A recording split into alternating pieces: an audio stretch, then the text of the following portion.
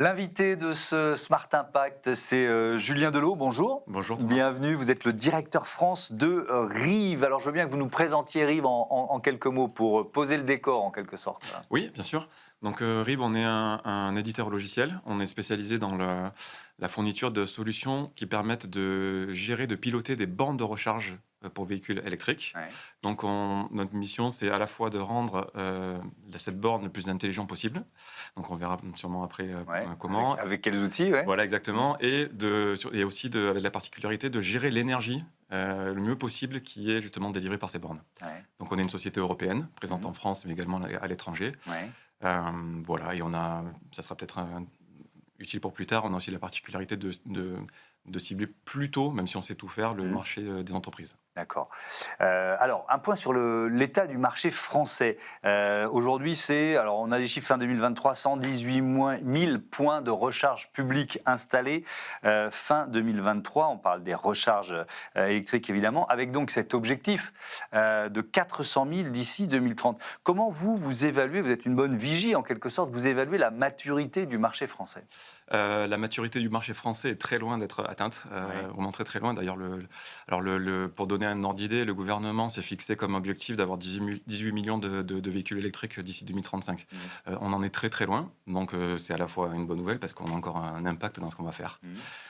Mais voilà, donc il y a vraiment une maturité qui, même par rapport à d'autres pays oui, parce que Rive est présent sur d'autres marchés en Europe. En donc, France, Benelux, Allemagne, Autriche, Suisse, etc. Et on prend un marché comme rien qu'un petit pays comme les Pays-Bas a atteint une maturité qui est sans commune mesure par rapport à la France. Par manque, alors si on se place du côté français, ou par au contraire plus de volonté politique, il y a eu un volontarisme politique dans ces pays-là depuis plus longtemps. C'est une question de moyens, de volonté? Oui, ça part très souvent. Parce que c'est toujours la poule à poule. Est-ce que c'est l'infrastructure qui fait qu'on va acheter une voiture électrique, ou est-ce que c'est parce qu'on achète de plus en plus de voitures électriques que ça y est, les pouvoirs publics se disent bah oui, il faut des infrastructures? Oui, c'est les deux, mais ça part souvent d'une volonté donc soit de la population et politique, donc ça va vraiment ensemble.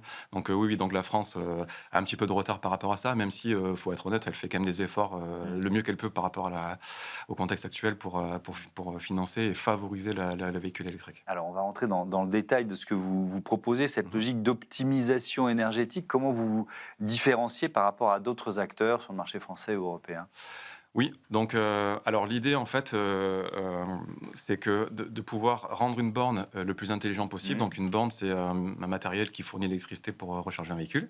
Donc elle le fait alors sans manquer de respect à personne, elle le fait de manière basique si on ne lui dit pas de faire autrement. Donc le but, c'est de mettre en place une solution qui permet de gérer à plusieurs niveaux cette borne-là. Donc la première des choses qu'on a envie de parler, donc là on est surtout sur une partie RSE, c'est les innovations qui ont été faites récemment, c'est d'utiliser par exemple de l'énergie qui est moins coûteuse et qui est bas carbone et verte. Donc par exemple, rien que le fait de pouvoir faire différencier. Flécher l'origine, oui, exactement. Ou différencier l'origine. Donc ça, vous pouvez le faire. Exactement. Vous pouvez garantir à un client que sa recharge va être basée sur de l'énergie verte. C'est exactement ça. Ouais. C'est-à-dire que le fait de pouvoir aider une borne à distinguer que l'énergie vient du réseau ou d'une production, par exemple, locale photovoltaïque, ça, sans infrastructures démentes de manière très très simple. Alors, le but, c'est de rendre tout ça simple. Ça, c'est déjà une innovation qui marche très très bien. Ouais. Alors, qu'est-ce qu'il y a d'autre comme outil d'optimisation, en quelque sorte? Oui, tout à fait. Donc là, je vais donner plusieurs exemples. Donc, prenons le cas d'une entreprise qui a 10 bornes. Et qui va, donc le matin, 10 véhicules vont venir se charger sur ces bornes-là. Ça n'a aucun sens aujourd'hui de fournir l'énergie maximum à ces 10 véhicules-là dès 9h du matin pour les 10 véhicules. Donc là, ça voudrait dire qu'on ait des coûts démesurés d'infrastructures, que la puissance qui est délivrée pour ces 10 bornes en même temps soit énorme. Donc ça n'a aucun coût. Ça ne tient pas en compte de l'énergie photovoltaïque qui est prévue, qui est produite. Ça ne tient pas compte des comportements des utilisateurs et encore moins de l'énergie que le bâtiment consomme. Donc là, une solution comme la nôtre va pouvoir décaler justement en fonction des besoins des conducteurs et de l'énergie qui est produite photovoltaïque ou non. Dans le temps, c'est la recharge de ces 10 véhicules-là. Et donc, on va peut-être prioriser 2 véhicules de commerciaux qui vont devoir partir rapidement. Et puis, les 8 autres salariés qui sont branchés sur le réseau, qui vont rester branchés jusqu'à 18h ou 17h30 le soir. D'accord. En fait, on va décaler cette énergie-là automatiquement en attendant qu'il y ait du photovoltaïque parce qu'on sait qu'il va faire beau plus tard. On sait que le bâtiment va consommer moins entre midi et 2, etc., etc. Donc, le but, c'est vraiment d'utiliser l'énergie à bon escient. Donc là, on est vraiment sur la partie énergétique. Alors, vous disiez qu'il y a une stratégie B2B importante. Donc, ça veut dire que vous adressez à quoi? Des entreprises, des copropriétés, par exemple? Ça fait partie des cibles de Rive aussi? Absolument. Donc, c'est parmi nos cibles prioritaires. Alors, pourquoi? Il y a plusieurs raisons à ça. Ce qu'on appelle la recharge à destination, c'est-à-dire la recharge quand le conducteur est arrivé à destination, c'est-à-dire à la maison ou sur le lieu de travail, représente largement la majorité des recharges qui sont effectuées en France et en Europe. Donc l'enjeu de l'électrique, c'est pas la recharge sur l'autoroute. Donc c'est là où on a le plus gros impact. Donc en facilitant les entreprises, les copropriétés ou même le particulier à rendre sa recharge intelligente, facile d'utilisation, etc., même monétisable. Donc on essaie de réduire le coût, voire de gagner de l'argent sur des recharges. Parce qu'on va remettre de l'énergie sur le marché, c'est ça, à certaines heures? C'est cette logique-là? Il y a plusieurs logiques là. La première, la plus simple, c'est juste de dire je vais partager ma borne parce que je m'en sers pas. Donc ça, que ça soit pour un particulier, mais surtout pour une entreprise. Peut-être que dans l'entreprise, la nuit et puis le week-end, elle peut très bien publier sa borne sur les réseaux d'opérateurs de charge et n'importe qui peut venir utiliser cette borne-là et l'entreprise va gagner de l'argent. Donc ça, c'est ce que le logiciel de supervision permet également.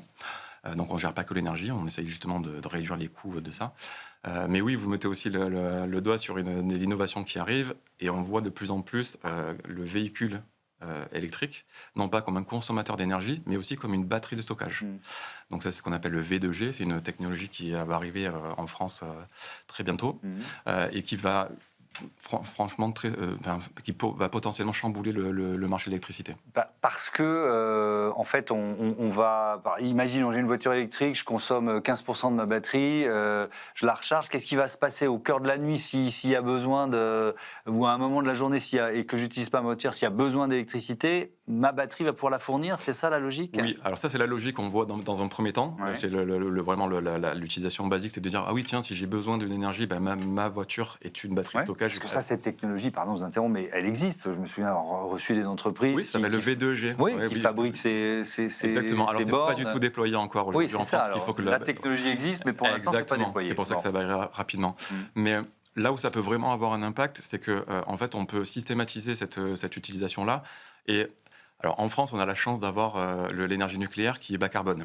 Mais dans les pays comme l'Allemagne, l'Angleterre ont des avancées beaucoup plus fortes que nous sur ces sujets-là parce qu'ils ont plus de contraintes sur le côté carbone de leur énergie qui est bien moins bonne qu'en France. Et donc là, en fait, on peut systématiser le fait de recharger une voiture uniquement quand j'ai de l'énergie qui est bas carbone et moins chère pour systématiquement la réutiliser de manière, non pas juste quand j'en ai besoin comme ça, dans le réseau et la réinjecter dans le réseau à des moments où il n'y a pas de soleil, il n'y a pas de vent, et où c'est la nuit, quoi, voilà. Et donc, la temporalité de ce déploiement en France, qu'est-ce que vous en pensez? Je pense qu'il faudra encore au moins 2 ans. Là-dessus, même si les technologies sont là, il faut que les véhicules soient prêts,